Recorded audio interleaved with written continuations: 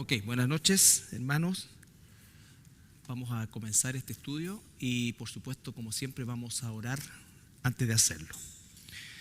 Padre, te damos gracias en esta noche por este privilegio, esta oportunidad que nos das de poder reunirnos aquí en nuestra iglesia, Padre. Te pido y te agradezco por cada uno de los que estamos aquí en nuestra iglesia, los que nos ven a través de la señal también, Señor. Y oramos para que tú puedas usar este estudio, este conocimiento, Padre, para nuestro crecimiento, Señor. Gracias porque tenemos tanto privilegio de ser receptores de tu palabra, Señor, y poder también en esta época que nos ha tocado vivir, tener un entendimiento tan grande de ella, Señor. Gracias, Padre Celestial, en el nombre de Jesús. Amén. Amén. Bueno, quisiera que tuviéramos un pequeño break dentro del estudio que estamos realizando, que se llama Las raíces hebreas del Nuevo Testamento, solamente para recordar algunos aspectos que son necesarios para considerar en relación a este estudio. Yo sé que es un estudio que es bastante denso y cuesta procesarlo, y la idea es que vamos yendo de forma lenta, ¿no es cierto? No tenemos ninguna necesidad de cumplir una meta determinada. Probablemente este estudio nos lleve este año y con los temas que nos quedan gran parte del próximo. Pero lo que estamos haciendo es una inversión muy importante que tiene que marcar un antes y un después en relación a mi conocimiento acerca del... Mi comandante llegó, el coronel, sí, procede. Sí, porque no podemos nosotros, la contabilidad tiene que estar... Entonces, un antes y un después, como decía, en relación a nuestro estudio y nuestro conocimiento de Dios y sobre todo del plan de Dios y cómo nosotros, ¿no es cierto?, tenemos una parte importante en eso, ¿ya?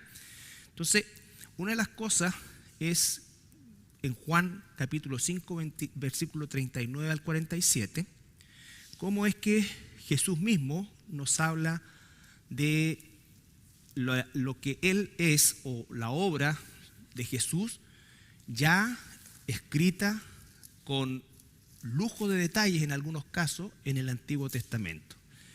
Leamos Juan 5, 39 al 47.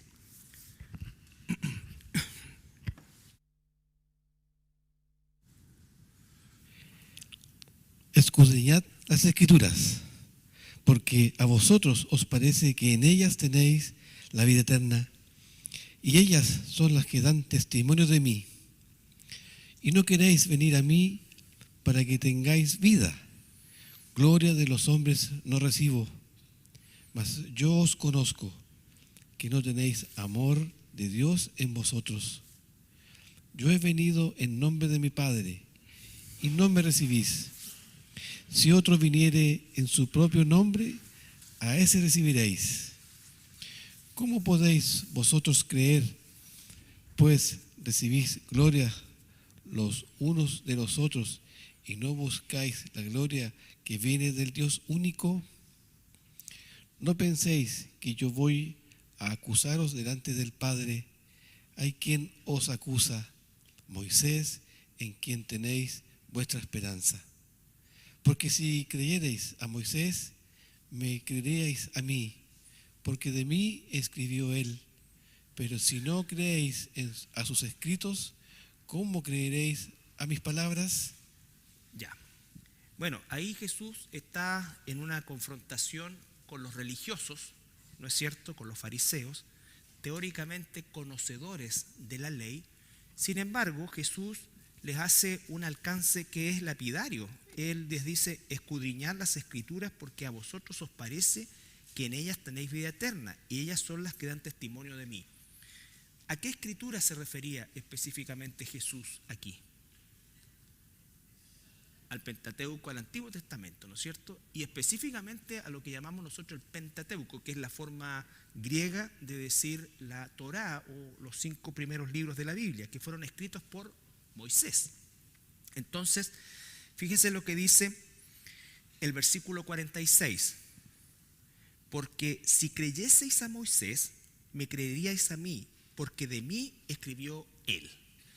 Entonces, no estamos hablando de algo ajeno al Nuevo Testamento, sino que algo absolutamente actual y que rige hasta hoy, porque nosotros tenemos que pensar que quizás algunos de los que estamos aquí no ha leído nunca la ley de Dios, los 5 primeros libros de la Biblia, de forma profunda.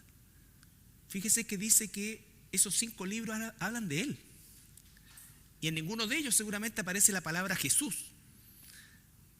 Pero si Él dice que hablan de Él, es lo que tengo que descubrir, a partir de entender que si no tengo un conocimiento del Antiguo Testamento, no voy a poder tener una interpretación correcta de lo que llamamos el Nuevo Testamento, y eso es lo que lleva a interpretaciones privadas.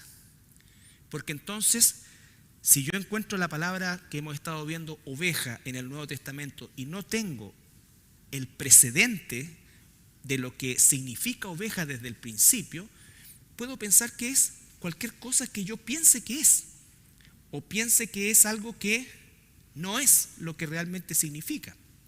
Entonces alguien puede decir, bueno, ¿para ti qué es lo que es oveja? Bueno, para mí oveja es... No, eso tiene una interpretación y ya está dada por la Escritura. Cuando digo interpretación, no estoy diciendo que nosotros tengamos que, inventar lo que significa, sino que interpretar significa ceñirnos a lo que está ya escrito. Siempre decimos lo mismo. Si alguien, los que son músicos o saben leer música, si les pasan una partitura X y les dicen interpreten, se van a ceñir a lo que está ahí. La interpretación nunca es improvisación ni invención. La interpretación es justamente desarrollar algo de acuerdo a lo que se entrega.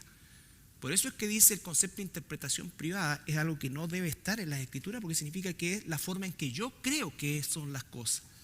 Y eso es lo que lleva, hermanos, a tanto problema en la iglesia o en las iglesias en forma general. Entonces, yo tengo una interpretación propia y como me da resultado o como me siento bien con esto, entonces inmediatamente eso es igual a verdad. Y la verdad no tiene que ver con lo que yo sienta o crea, sino que la verdad tiene que ver con lo que Dios dice. ¿Ya? Entonces Jesús le está diciendo a ustedes, escudriñan y escudriñan la Escritura, pero ellas son las que hablan de mí. Y saben una cosa, en el día del juicio, el mismo Moisés los va a condenar por medio de la Escritura que ustedes no obedecieron, porque ustedes están rechazando a aquel que escribió de mí. Toda la Escritura de Génesis y Apocalipsis se trata del plan de Dios, se trata de la redención, se trata de Jesús. Pero tengo que hacer el ejercicio, y esa es la parte que yo como pastor no puedo hacer. Eso es algo que cada uno de nosotros debe hacer. Este estudio, y estoy hablando a los que la mayoría de ustedes vienen habitualmente y están constantemente aprendiendo los estudios. No quiero ni pensar en los que no están o en los que no vienen nunca. O sea, esto es chino para ellos. Y es chino, desgraciadamente, no porque sea algo difícil en sí, sino porque es algo que nunca han examinado. ¿Ya? Y nosotros somos responsables. Esto no es algo antojadizo, no, esto es algo que implica una decisión, ¿no es cierto? Y entender qué es lo que Dios quiere que nosotros aprendamos. Nosotros cuando hablamos de escudriñar la Escritura, estamos hablando de ir mucho más allá de una simple lectura, mucho más allá de un estudio. Estamos hablando de algo que va más profundo, que es un escarbar. Esa es la forma en cómo o a la que debiéramos nosotros en algún momento llegar en nuestro tiempo bíblico. Y es necesario seguir. Si nosotros pertenecemos a esta iglesia, probablemente en la semana tú Puede que escuche otros pastores, otros lugares, ¿y quién soy yo para impedirlo? Pero lo que no puede pasar es que no repasen esto. Que no repasen esto. Porque esto es de lo que somos responsables nosotros, los que estamos acá. Entonces, el punto es que si se hace difícil, se va a hacer mucho más difícil e imposible cuando alguien dice, pero es que es tan aburrido esto de los nombres. Pues dile a Dios, pues no a mí. Pues. ¿Entiendes? O sea, uno lo que hace es procesar el alimento para que los hermanos y todos nosotros crezcamos a través de eso. Y acá estamos aprendiendo algo que ya está cambiando, espero, nuestra manera, por ejemplo, de leer el Nuevo Testamento. De leer el Nuevo Testamento. ¿Por qué? Porque estoy teniendo la base del Antiguo Testamento. Del Antiguo Testamento que está vigente. Antiguo no significa caduco. Entonces Jesús le dice, versículo 47, pero si no creéis a sus escritos, ¿cómo creeréis en mis palabras? O sea, si no conocen Moisés y no le creen a eso, ¿cómo van a creer lo que yo digo? Porque lo que él dice está escrito. ¿Qué es lo que decía Jesús? Escrito está. Escrito está. ¿No es cierto? Si tú no crees en lo que estaba escrito, entonces puedes pensar que en ese momento se le ocurrió a Jesús. A Jesús no se le ocurrió. Él dijo, todo lo que vine a decir es lo que el Padre me dio. ¿Y dónde está lo que el Padre le dio? En su palabra. En su palabra. ¿Ya? Romanos 7:1.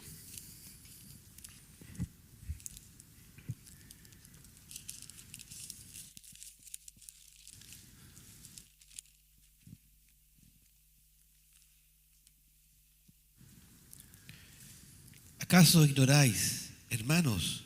Pues hablo con los que conocen la ley, que la ley se enseñorea del hombre entre tanto que éste vive. Ya, ahí va a hablar de una ley específica. Le está hablando a los hermanos, a los judíos en este caso, ¿no es cierto? Y va a hablar de una ley específica. Pero ¿qué es lo que les dice primero? Les hablo a los que conocen la ley. Si tú no conoces la ley, no vas a entender nada de lo que dijo Jesús y nada de lo que dijo Pablo. ¿Ya? Eso es lo que le está diciendo. Leamos esta y después esta. Yo me equivoqué. La Anita es inocente. Primero y la segunda de Pedro.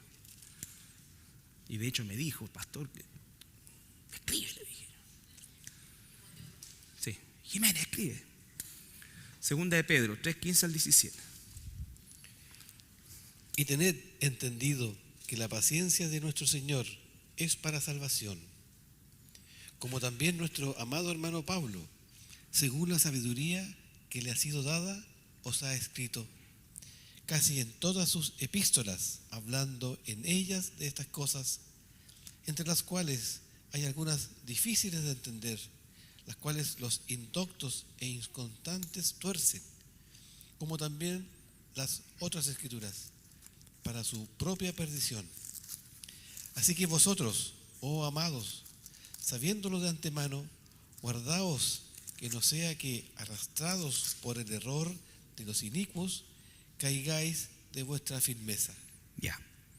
Lo que está diciendo el apóstol Pedro es, ¿no es cierto?, que Dios le dio una sabiduría al apóstol Pablo y lo eligió como el instrumento escogido, como dice el libro de los Hechos, porque él tenía todo el conocimiento de la ley de forma, diríamos, humanamente perfecta, memorizada, y Dios lo usó para poder desenredar el misterio que estaba en todo el Antiguo Testamento. Y el mismo apóstol Pedro dice cosas que son difíciles de entender. En el caso de ellos, ¿qué era lo difícil de entender? ¿Recuerdan? Pedro, por ejemplo, tuvo que el Señor mandarle una visión para ir a predicarle a los gentiles. Entonces ellos no entendían eso. ¿Cómo es que esto es así? ¿No es cierto? Entonces ellos no entendían que, a pesar que estaba escrito desde la bendición de Abraham, en ti serán benditas todas las naciones, pero el judaísmo rabínico que se había forjado durante 500 años había quitado eso de su mente y ya los gentiles no eran parte del plan en la mente de ellos, pero nunca en la palabra de Dios. Entonces dice, es difícil de entender. Pero ¿qué es lo que sucede? El versículo 16. Casi en todas sus epístolas. Recuerden que Pablo es autor prácticamente del 70% de los escritos del Nuevo Testamento. Por lo tanto, si no conozco la ley, si no conozco el Antiguo Testamento, no voy a entender a plenitud los escritos de Pablo. ¿Ya? Si estoy estudiando el libro de Romanos, que Romanos es un compendio de teología, está fundado completamente en la teología del Antiguo Testamento, porque la teología de Dios no ha cambiado. ¿Ya? Casi en todas sus epístolas, hablando en ellas de estas cosas, entre las cuales hay algunas difíciles de entender, las cuales los indoctos, o sea, sin formación, ¿no es cierto? Y yo creo que ese es el pecado de la iglesia moderna. Indocto, o sea, sin preparación, sin lectura, sin estudio y además inconstante. Entonces, ¿qué podemos esperar de eso? Solamente lo que viene a continuación. Tuercen. Ay, pero ¿cómo la gente va a creer eso? ¿Pero cómo van a tirarse al suelo? ¿Cómo van a...? Y uno dice, ¿cómo? Y multitudes, po. ¿Cómo? Bueno, los que son indoctos, los que son inconstantes, van a buscar a Dios o al Dios que se fabriquen de una forma únicamente utilitaria o emocional. ¿No es cierto? Y por eso es que necesitan tanto de actividades, de cosas, de campañas, de todo esto. ¿Por qué? Porque necesitan avivar su propio espíritu, entre comillas, ¿no es cierto?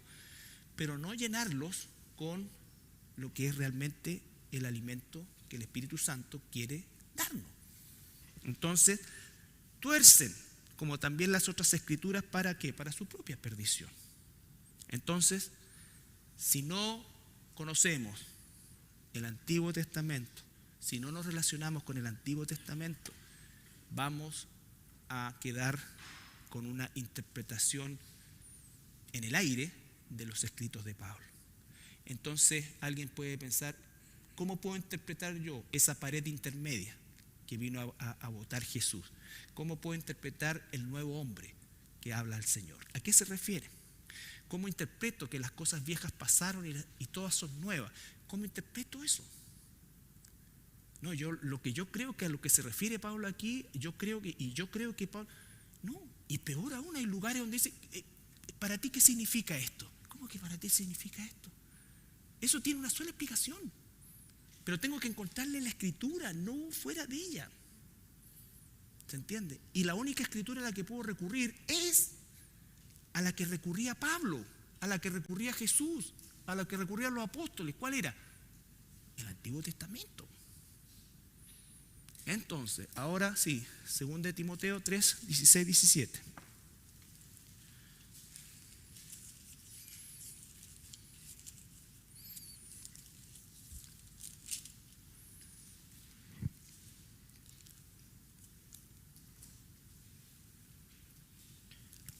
Toda la escritura es inspirada por Dios y útil para enseñar, para redarguir, para corregir, para instruir en justicia, a fin de que el hombre de Dios sea perfecto, enteramente preparado para toda buena obra. Entonces, toda la escritura, y en ese momento, toda la escritura era el Antiguo Testamento, ¿no es cierto?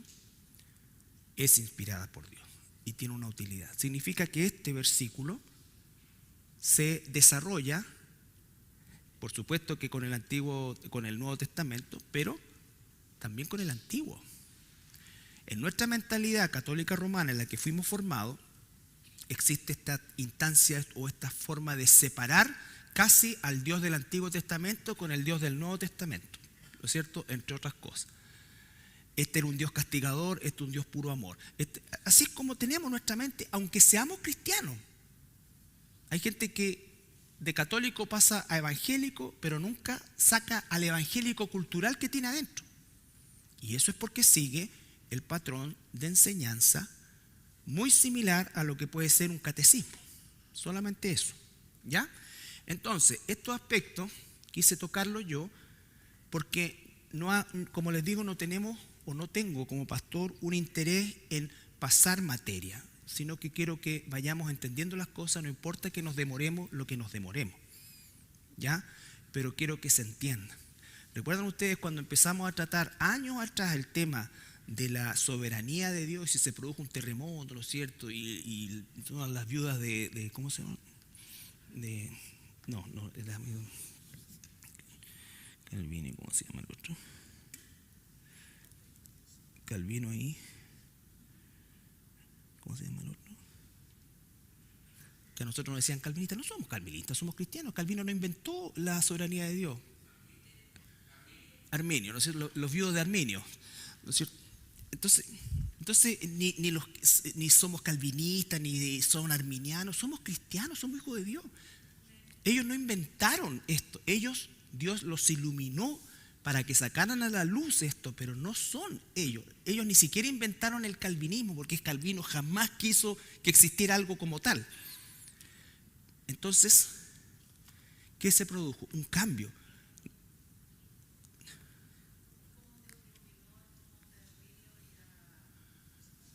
Es Calvino, Juan, Calvin en realidad, porque era francés. Sí, pero por eso hay focos en la historia, ¿no es cierto?, de Dios que les da iluminación, no nueva revelación. Son dos cosas distintas. Que los hizo ver algo que hasta ese momento permanecía oculto. Pero en este caso no era oculto por falta de sabiduría, sino que era oculto porque al que leía la Biblia lo mataban. Me acuerdo que estamos en la época de la Inquisición y toda esta cosa, ¿ya? Entonces, hoy día nosotros estamos al final de la recta, según el reloj, ¿cómo se llama? El que les gusta tanto esto, el reloj profético, quedan como re pocos minutos, ¿ya? No sé si quedan pocos minutos, pero 100 años no quedan, ¿ya? O sea, entonces, estamos realmente en tiempos finales y la responsabilidad nuestra es que tenemos hoy día la posibilidad de que se nos ilumine toda la Escritura, porque está todo. Por ejemplo, en la época hasta 1948 era imposible interpretar muchas de las profecías relacionadas con Israel, ¿no es cierto?, como los judíos hoy, ¿no es cierto?, porque no existía ninguna nación. ¿Y qué dice Isaías? Nacerá en un día una nación. Dice, Sión estuvo de parto y en un día nace una nación. ¿Ya? Ok. Entonces, como les digo, no es la idea apurarnos, sino que recordarnos. Aquí, bueno, en el tema de la soberanía de Dios, hubo un cambio y un crecimiento en la lectura de la Escritura, ¿no es cierto? Entendiendo que nosotros conocemos una parte y que en su soberanía Dios nos ha revelado algo, no todo. Hay cosas que yo no puedo explicar en mi carnalidad y en mi humanidad, pero tampoco las puedo negar, ¿no es cierto? Es cierto que yo hice una decisión, entre comillas, pero también es cierto que Él me eligió. ¿Me entiendes? Es cierto que Dios quiere que todos le conozcan o que todos se salven y vengan al conocimiento de la verdad, pero también es cierto que Dios ha hecho vasos para honra y vasos para deshonra. ¿Entiendes? Entonces eso es una forma ya más aumentada de estudiar la Escritura. Bueno, entonces, la división del reino, ¿no es cierto? Dijimos, esta división del reino, norte y sur, es clave, por ejemplo, para la interpretación de muchos pasajes de la Escritura, tanto del Nuevo como del Antiguo Testamento. Hay periodos, y lo vamos a ver la próxima semana, si Dios quiere, en los que a Israel, cuando la Biblia dice Israel, ¿no es cierto?, se está refiriendo a todas las 12 tribus juntas. En otras oportunidades se refiere exclusivamente al norte. Después, en el Nuevo Testamento, cuando se habla de Israel, se refiere únicamente al sur porque es lo que quedó, ¿no es cierto? Pero para poder hacer esa separación es que aprendemos estos términos de interpretación, ¿ya?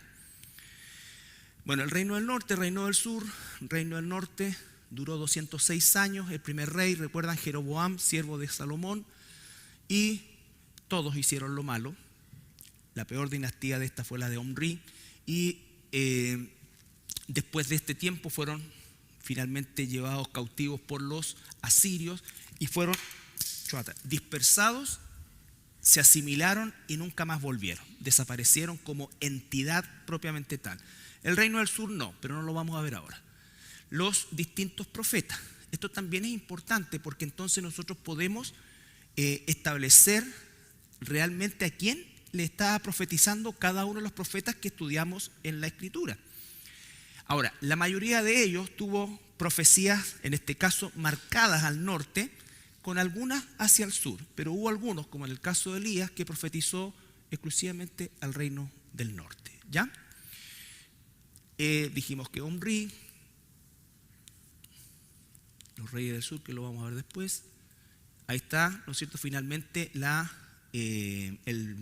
deportación de la casa del norte a Asiria, y fueron dispersados por todo el territorio, y de otros lugares trajeron población que se mezcló con la que quedó acá, de israelitas, que fueron los que formaron posteriormente a los samaritanos. ¿Ya? La casa de Efraín desterrada. Interpretamos el libro de Osea de forma rápida, una analogía matrimonial, un profeta. Ese matrimonio fue real, pero la analogía era mostrar, ¿no es cierto?, a Oseas como Dios y a la casa del norte como la mujer, ¿no es cierto?, para que no suene tan feo, de mala vida. ¿Ya? Y sí, pobre Osea, ¿no es cierto?, le cantaban el venado en la esquina. ¿Ya? Y vemos ahí la división del libro, la esposa infiel y el esposo fiel, que es lo que Dios le dice, ¿no es cierto? Así te busqué, así te amé, a pesar de cómo era. Tiene 3 hijos. ¿Se recuerdan los nombres? Jezreel, los voy a echar de la tierra. Lo Ruama, ya no son mi pueblo. Lo a mí, ya no soy su Dios. ¿Ya? Entonces, en esos 3 hijos representa cada uno de ellos el juicio que finalmente Dios, ¿no es cierto?, profirió sobre el reino del norte. ¿Qué pasó con el reino del sur? Lo protegió, ¿no es cierto?, de los asirios, y lo dejó en pie 136 años más. Después de 136 años más, producto también de la idolatría y de lo que cayeron cada uno de ellos, ¿no es cierto?, Dios permite que el rey de, a esa altura, Babilonia, que había derrotado a los asirios, se levanta y van en contra de Jerusalén, la sitúan ahí, destruyen el templo de Salomón. ¿Ya? Pero cuando ocurrió lo de los del norte, Dios protegió a los del sur. ¿Ya? Y esto es lo que empezamos a ver, los conceptos dentro de lo que es la Biblia desde el principio. Por ejemplo, vimos lo que es oveja. Vamos a ver después el concepto de reino. Por ejemplo, cuando se habla de reino, cuando Jesús dice el reino de Dios se ha acercado, cuando los discípulos le dicen vas a restaurar el reino ahora, ¿no es cierto?, ¿es el mismo reino del Antiguo Testamento? Debiera ser sí, ¿no es cierto? Entonces, ¿qué fue lo que se dividió? El reino de Israel. ¿Qué fue lo que se dispersó? El reino del norte. ¿Qué fue lo que después se llevó cautivo? El reino del sur. Finalmente, ¿qué desapareció? El reino de Israel. ¿Ya? Entonces, cuando Jesús dice vengo a buscar lo que se había perdido, ¿a qué se está refiriendo? Cuando habla, todas las parábolas tienen que ver con eso. La perla de gran precio, la moneda perdida, el hijo pródigo, todo tiene que ver con restaurar el reino. ¿Cuál reino? El reino de Israel, ¿no es cierto? ¿Cómo lo va a hacer? Y aquí es donde empezamos. Todos estos versículos hablan acerca de cómo es que se concibe el término oveja en el Antiguo Testamento. Y a quienes llama oveja Dios en el Antiguo Testamento son los mismos que va a llamar en el Nuevo Testamento. ¿Ya? ¿Se entiende? Ok. ¿Lo vimos esto? Sí, en gran parte sí, ¿no es cierto? Ya. Bueno, a veces Judá y Efraín, para decir el norte y el sur, son llamados ovejas. Israel, como una unidad, porque estamos en la época de los salmos, también es llamado ovejas. Dice ovejas de mi prado, ovejas de mi prado. Ahí está hablando de las 12 tribus porque estamos en el tiempo de David. ¿Ya? Aquí ya es el reino dividido, pero los incluye a los dos. O sea, tanto el norte como el sur son llamados ovejas. ¿No es cierto? Israel llamado oveja. Aquí, este es muy lindo. Isaías 38.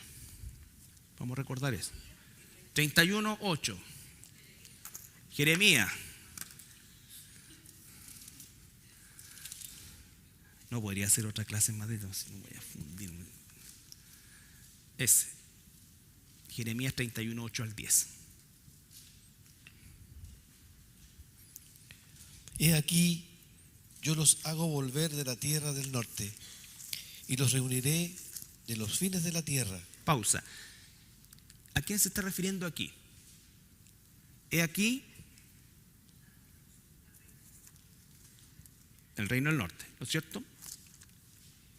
Y los reuniré de los fines de la tierra, y entre ellos ciegos y cojos. Un momento, ¿los reuniré de dónde?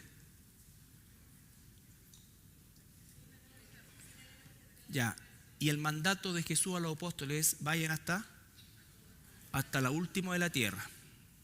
Ya, entonces vean la relación de eso. Por eso es que Jesús está diciendo y está mandando en función de algo que está escrito, ¿no es cierto? Los dispersé por todas partes del mundo, conocido en esa época y después más allá, ¿no es cierto? Por lo tanto, la ordenanza de Jesús a sus primeros discípulos y a todos nosotros es ir a todas las naciones hasta lo último de la tierra. La mujer que está encinta y la que dio a luz juntamente, en gran compañía volverán acá. Irán con lloro, mas con misericordia los haré volver, y los haré andar juntos a arroyo de aguas, por camino derecho en la cual no tropezarán, porque soy a Israel por padre, y Efraín es mi primogénito. Oíd palabras de Jehová, oh naciones, y hacedlo saber en las costas que están lejos, y decid: el que esparció a Israel lo reunirá y guardará como el pastor a su rebaño. Entonces tenemos claro lo que está escrito ahí. Jeremías, escrito 500 años antes de Cristo, él dice: los esparcí hasta lo último de la tierra, pero los voy a traer como pastor a sus ovejas. Entonces, cuando Jesús aparece y dice: vengo a buscar lo que se había perdido, ¿ya? Entonces, ¿qué se había perdido? Viene a buscar a su pueblo. Vengo a buscar a las ovejas perdidas de la casa de Israel. Soy enviado a las ovejas perdidas de la casa de Israel. Juan 1:7 dice: a los suyos vino. Esos suyos son la casa de Judá. Y los suyos no le recibieron, ¿no es cierto? De hecho, lo crucificaron. Entonces,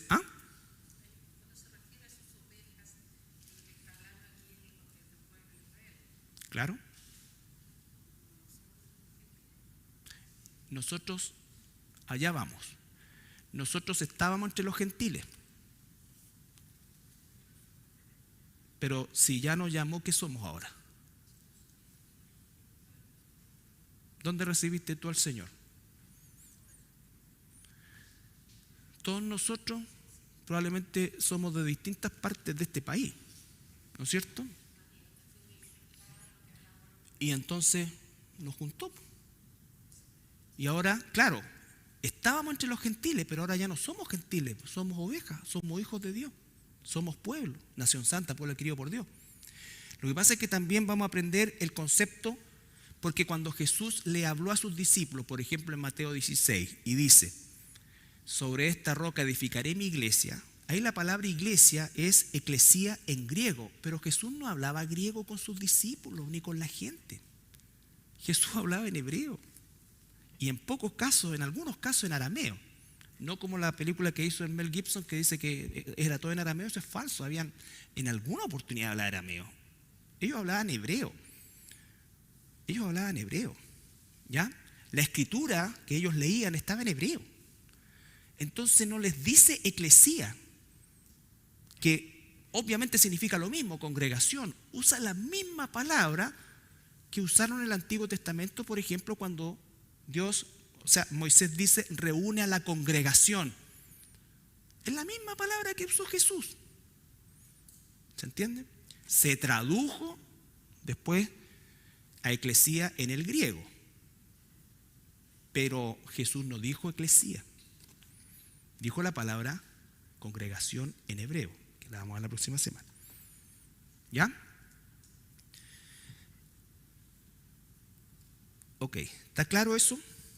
Entonces, Dios nos llamará con un silbido.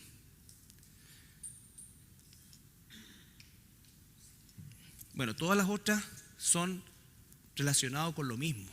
Y esa es la parte que tenemos que hacer todo. Aquí está la pega. Usted hay que leerla, hay que repasarla. Hay muchísimo más. Hay más de 200 referencias de oveja. Aquí se sacan algunas para tener un pantallazo de que no es un tema marginal. No es un tema marginal. ¿Ya? Zacarías 10, 6 al 8.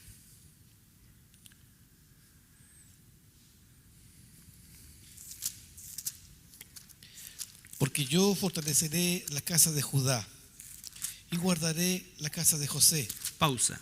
Entonces aquí, con lo que hemos aprendido, dice, vuelve a leer Sergito. Porque yo fortaleceré la casa de Judá. Pausa. ¿Qué te viene a la mente? Inmediatamente el sur. Judá, Benjamín. Y guardaré la casa de José. El norte, ¿no es cierto? José, papá de Efraín y Manasés. Casa de Efraín, casa de José, casa de Israel, reino del norte, Samaria. Cualquiera de esos es lo mismo. Y los haré volver, porque de ellos tendré piedad, y serán como si no los hubiera desechado, porque yo soy Jehová su Dios, y los oiré. Ahí está hablando de todos, porque obviamente están dispersos ya al norte y al sur a esta altura de Zacarías. Y será Efraín como valiente, y se alegrará su corazón como a causa del vino. Sus hijos también verán y se alegrarán. Su corazón se gozará en Jehová. Yo los llamaré con un silbido y los reuniré, porque los he redimido y serán multiplicados tanto como fueron antes. Ya. Entonces está hablando un silbido. No sé si han visto videos del silbido de los pastores, cómo ordenan las ovejas. Y si hay algunos videos donde sale otro y silba y la oveja ni lo pesca. Pero sale el pastor y lo puede para allá. ¿Ya? Entonces, dice que él siempre está hablando él como un pastor y nosotros como ovejas. Pero todo esto nos lleva a una interpretación de la palabra oveja. Y una aplicación se aplica a Israel como pueblo, ya sea el norte, ya sea el sur. ¿Cómo es que entonces nosotros llegamos a ser ovejas de Dios sin ser sanguíneamente israelitas o judíos del sur, ni del norte o del sur? Bueno, puede haber alguien del sur, ¿no es cierto?, que sea, no sé, Paprillo, Goldberg, Abramovich. Son judíos, pero son judíos del reino del sur. Del reino del norte nadie se saca sangre y dice, ay, soy de la tribu Rubén. No, eso se perdió completamente. Y los judíos religiosos hoy día en Israel, entre otras cosas que rechazan a Jesús como el Mesías, es porque ellos tienen claro todos estos pasajes y entonces ellos dicen, Jesús no puede haber sido el Mesías porque el Mesías, la promesa más grande para Israel es que va a volver a juntar las 12 tribus. Y eso no ha sucedido, por lo tanto Jesús no puede ser el Mesías. Porque ellos están pensando en la tribu desde el punto de vista sanguíneo, por eso han gastado en realidad millones de dólares en encontrar rasgos de las tribus en distintas partes del mundo. Una época que les dio por África, Egipto, ¿no es cierto? Entonces, porque están buscando algo que no van a encontrar. No van a encontrar. Estamos estudiando el libro Romano el día domingo, ¿no es cierto? Nosotros somos hijos de Abraham, hijos de Dios, igual que Abraham, no por sangre, sino ¿por qué? Por la fe, porque creímos en Él. ¿Ya? Pero el pueblo se llama Israel. Dios va a redimir un pueblo. Va a redimir un pueblo. El milenio, ¿dónde va a ejercer su gobierno el Señor Jesucristo con vara de hierro? ¿En Nueva York? En Jerusalén. En Jerusalén. Y dice que de año en año el resto de las naciones tendrán que subir a celebrar la fiesta de los tabernáculos, que es una fiesta alegre, ¿ya? Y después que pase el milenio, suelten al diablo y dejen la crisma y se lleva a los que se tiene que llevar y toda la cuestión, venga el juicio final, sacar el juicio final, se destruye el planeta y Dios crea cielos nuevos y tierra nueva. ¿Cuál va a ser la capital eterna? Jerusalén. Y dice que tiene 12 puertas con los 12 nombres de las tribus de Israel. O sea, ahí ya no va a estar Efraín, va a estar José. ¿No es cierto? Y por lo tanto, cada una de esas puertas representa y tiene el nombre de cada una de las tribus. No hay puerta de los gentiles. Porque nosotros salimos de los gentiles, pero ya no somos gentiles. ¿No es cierto? ¿De qué tribu somos? No tengo idea. Quizás algún día Dios lo revele, pero Él nos llamó. Pero es una cosa espiritual, no es una cosa sanguínea. Pero el que sea una cosa espiritual no significa que es una cosa simbólica, es una cosa real. ¿Ya? Bien. ¿Estamos claros con eso? ¿Sí? Entonces, ahora, Evangelio de Juan. No está ahí.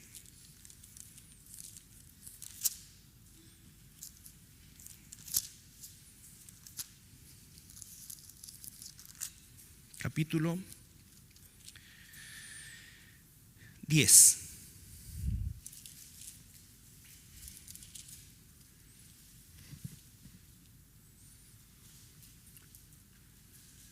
Versículo 14. Todo el capítulo 10 habla acerca de las ovejas.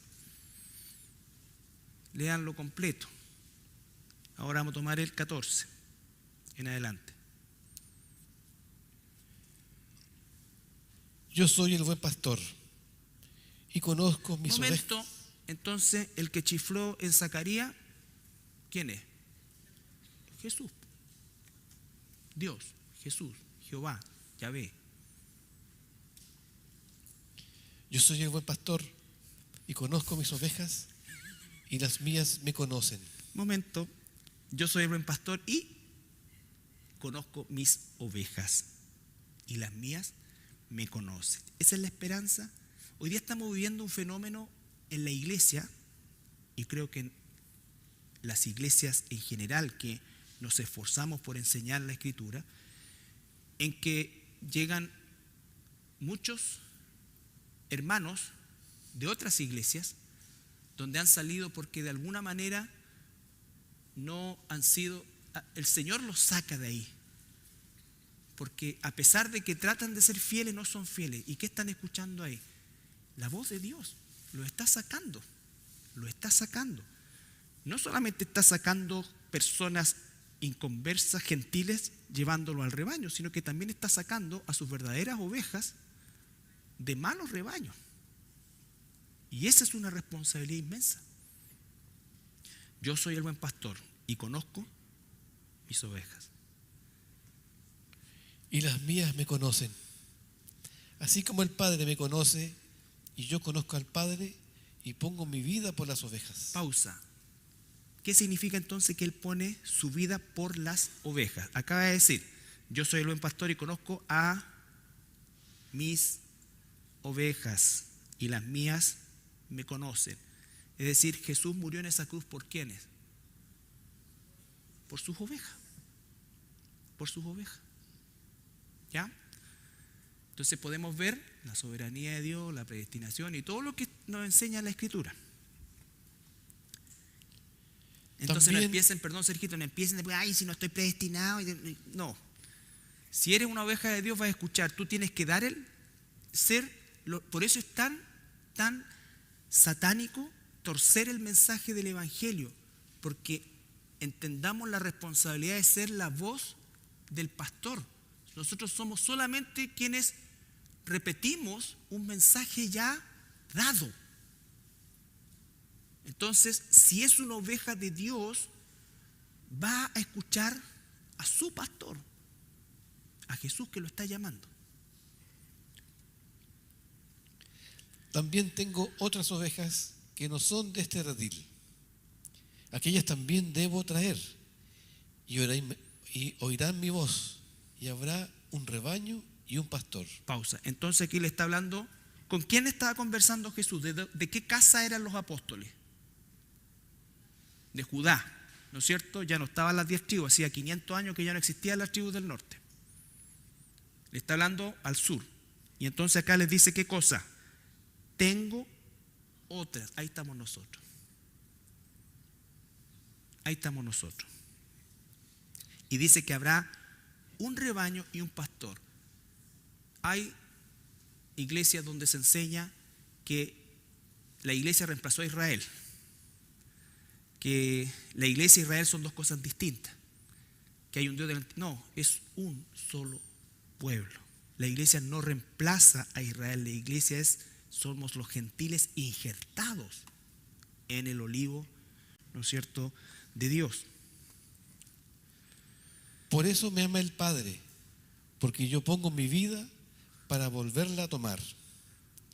Nadie me la quita, sino que yo de mí mismo la pongo. Tengo poder para ponerla y tengo poder para volverla a tomar. Este mandamiento recibí de mi Padre. Volvió a haber disensión entre los judíos. Pausa, ¿entre quiénes? Entre los judíos, los del sur. Por estas palabras. Muchos de ellos decían, demonio tiene y está fuera de sí. ¿Por qué le oís? Decían otros, estas palabras no son de endemoniado. ¿Puede acaso el demonio abrir los ojos de los ciegos? Sigue, por favor. Celebrase en Jerusalén la fiesta de la dedicación. Era invierno. Y Jesús andaba en el templo por el pórtico de Salomón. Y le rodearon los judíos y le dijeron, ¿hasta cuándo nos turbarás el alma? Si tú eres el Cristo, dínoslo abiertamente.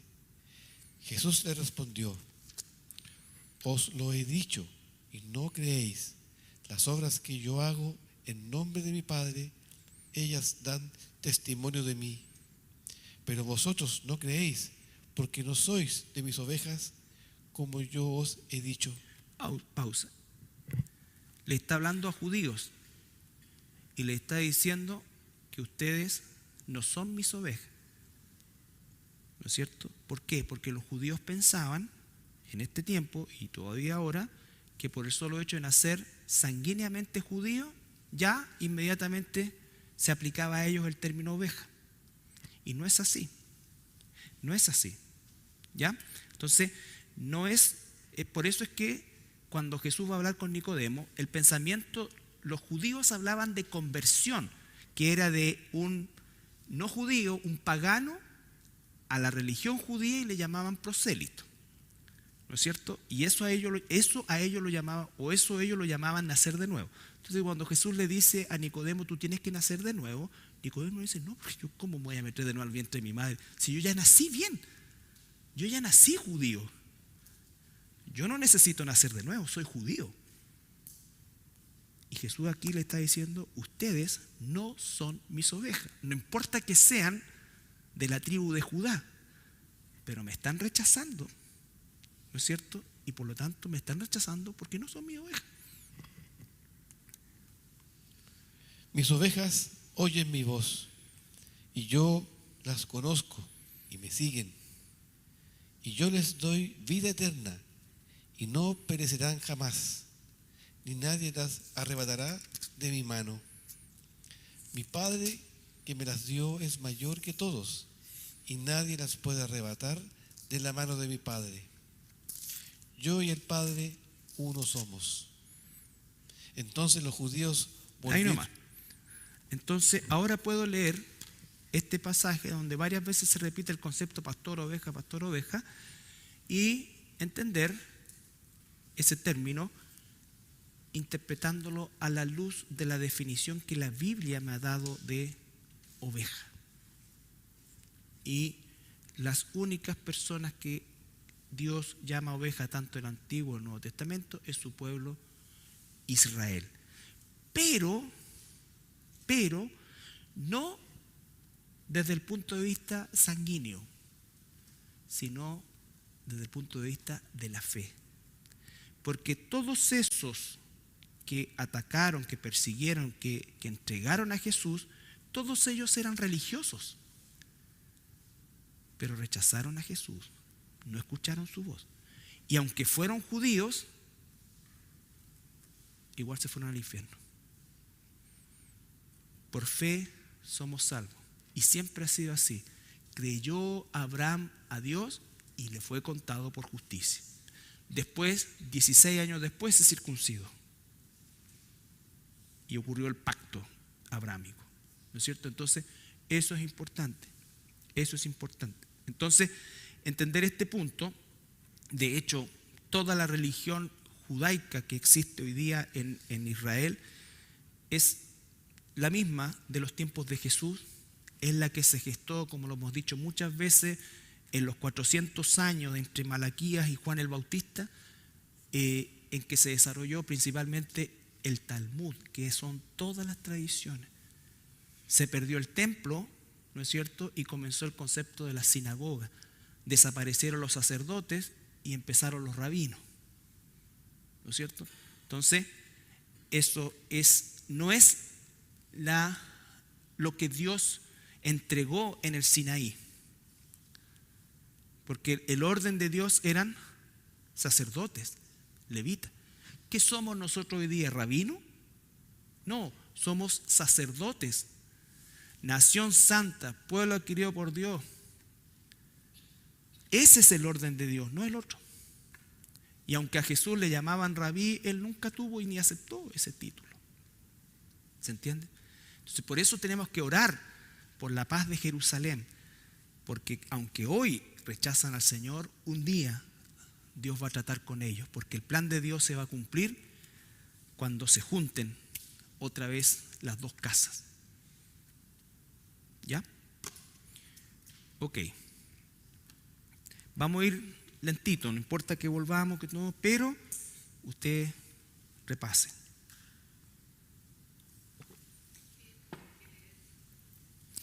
Esto es que tendríamos que leer todos los libros. Todos los libros. Por eso es que uno tiene que hacer un resumen de esto, pero si pueden leer todos los libros, mejor. Pero como digo, hay como 200 referencias a ovejas en la Biblia en general.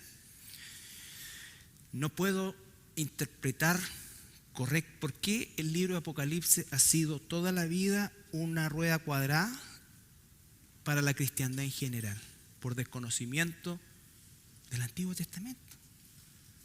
Porque si no entiendo el Antiguo Testamento, no puedo interpretar el libro de Apocalipsis. ¿Por qué creemos nosotros en el arrebatamiento de la iglesia? No por 1 Tesalonicenses 4, sino por todo lo que está en el Antiguo Testamento que nos lleva a ratificar lo otro. ¿Me entienden? No es una doctrina que se le inventó, creo que hasta un jesuita chileno por ahí andaba dando vueltas, que dijeron, no, que este viejo inventó el rapto. No. No tiene nada que ver. Ok. ¿Estamos? ¿Alguna pregunta?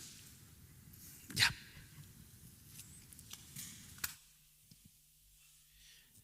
Padre, gracias por enseñarnos una vez más, Padre. Estamos reunidos en tu nombre y, Señor, podemos apreciar la importancia de tu palabra, la importancia del Antiguo Testamento, Padre, y perdónanos, Señor, por tantas veces que no lo hemos apreciado, no le hemos dado valor, Padre, no le hemos dado la importancia, Señor. Nos esforzamos por tantas cosas, Padre, tantos hobbies, cosas que dedicamos tiempo, fuerza, empeño, y no es un reproche, Señor, a las cosas que tú nos permites que nos deleitemos, Padre, pero a veces tan poco tiempo le dedicamos, tan poco esfuerzo a tu palabra, Padre, y te pedimos que nos perdones, Padre. Queremos ser transformados, queremos cambiar, Señor, y nos disponemos a ti, Señor, y permite que podamos tener siempre un tiempo para tu palabra, un tiempo para escudriñar, un tiempo para estar llenos siempre de ti, Señor, porque siempre es para nuestro bien. Te podemos conocer, podemos enfrentar las circunstancias de este mundo, podemos enfrentar las tentaciones, Padre, y ciertamente podemos conocer mejor a nuestro Señor y Salvador. Padre, Señor, gracias por esta oportunidad, gracias por que somos tus hijos, Padre, sin ningún mérito, Padre. Nos esperaba el infierno, el lago de fuego, tuviste misericordia, y que eso sea ciertamente un motor, un aliento para esforzarnos en tus negocios, Señor. Las maravillas de estar en la Nueva Jerusalén contigo, las maravillas de estar en esa cena contigo un día, Padre, la maravilla de ser raptado y estar en la boda del Cordero.